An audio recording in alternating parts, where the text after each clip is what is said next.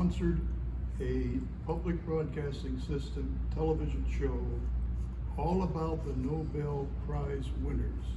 And this was not my idea, but it was a great idea.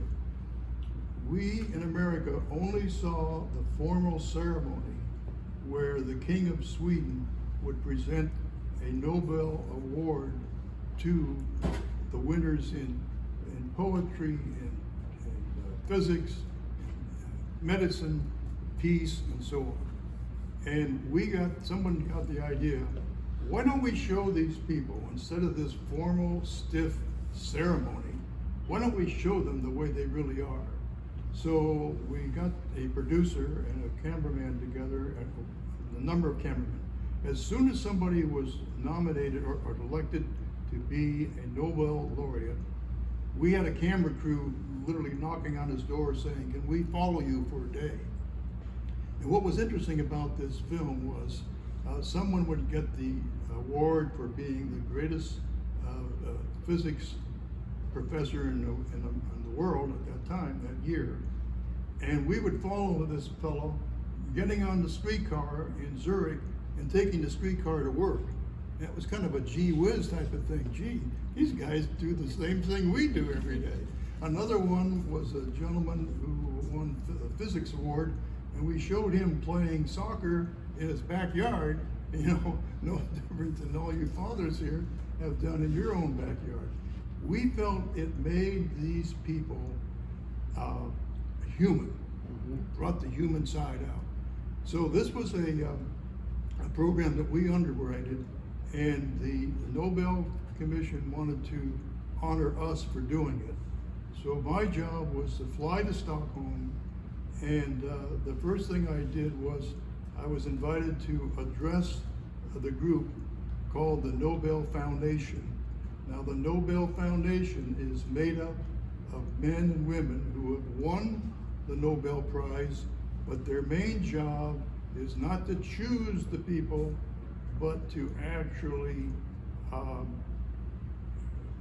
honor they make the decisions on how to invest that money so a decent and expressive award of finance and money can be presented to the winners. So here I am standing in front of this committee. There's about 30, 40 people in the room.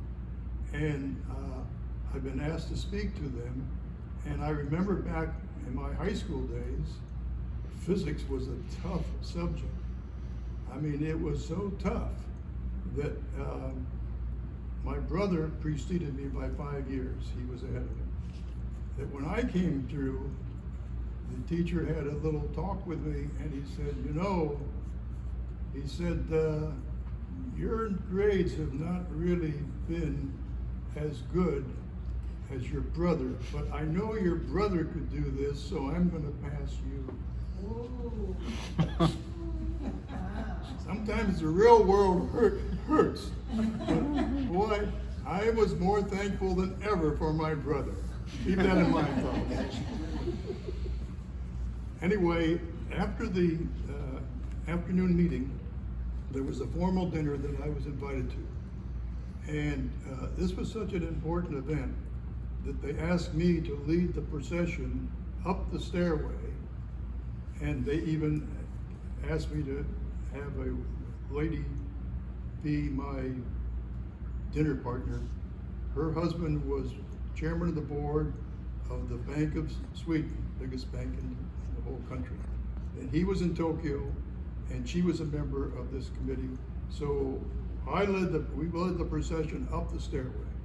And now I'm sitting at the speaker's table with the head of the whole Nobel Foundation, and having a nice dinner of salmon, by the way, and I enjoyed it. And he leans over and he says to me, he said, this group has been meeting since Alfred Nobel passed away.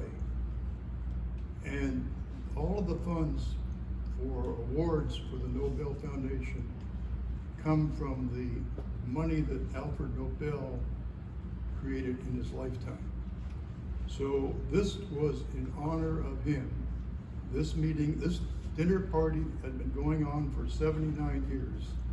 And he said, this is the 79th year for this event to take place. And I could kind of feel my heart beating like this. And he said, "You are the first American to ever be invited to this meeting." And I could actually feel, I felt my shirt was going like that, you know, can he see this You can hear under your my heart. tuxedo? That was a pretty thrilling moment.